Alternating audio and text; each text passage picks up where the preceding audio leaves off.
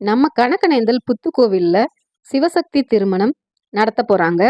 உலக மக்களோட நலன் வேண்டியும் அமைதி வேண்டியும் அரச மரத்திற்கும் வேம்பு மரத்திற்கும் திருமண வைபோகம் நடக்கவிருக்கு.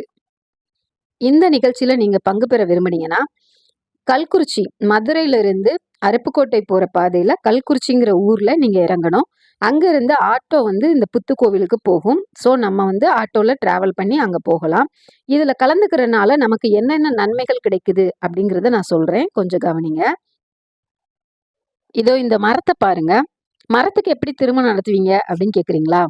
ஆன்மீக நம்பிக்கையில வேப்ப மரம் அம்மன் சக்தியாகவும் அரச மரம் சிவனின் சக்தியாகவும் குறிக்கப்படுது.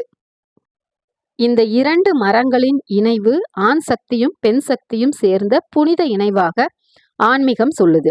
இதுல கலந்துக்கிட்டீங்கன்னா திருமண தடை நீங்கும், குடும்பத்துல இருக்கக்கூடிய பிரச்சனைகள் குறையும், சந்ததி பாக்கியம் கிடைக்கும், பாவங்கள் குறையும், அதிர்ஷ்டம் பெருகும் அப்படிங்கிறது பக்தர்களோட ஆழமான நம்பிக்கை. இது வெறும் சடங்கு மட்டும் இல்ல, ஆன்மீகமும் இயற்கை பாதுகாப்பும் சேர்ந்த ஒரு அழகான கலாச்சாரம்.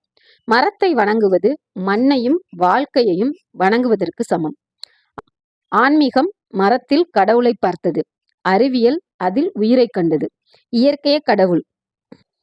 இந்த மரங்கள் காற்றை சுத்தப்படுத்துது, அதிக நிழல் தருது, பல உயிர்களுக்கு வாழிடமா இருக்கு. பறவைகள், பூச்சிகள், சின்ன உயிரினங்கள் அப்படின்னு ஒரு சிறிய எக்கோசிஸ்டமே உருவாகுது. இதுல எந்த மேஜிக்கும் இல்ல. இது ஒரு அறிவியல் அப்படிங்கிறத நம்ம புரிஞ்சுக்கிறணும்.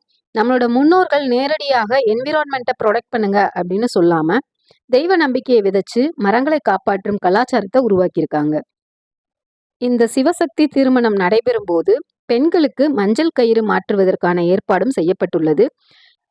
மறந்துடாதீங்க, மார்ச் 22ஆம் தேதி ஞாயிற்றுக்கிழமை காலை 9:30 முதல் 10:30 மணிக்குள் நடக்கவிருக்கும் இந்த சிவசக்தி திருமணத்தில் அனைவரும் கலந்து கொண்டு அம்மனின் அருள் பெறுக.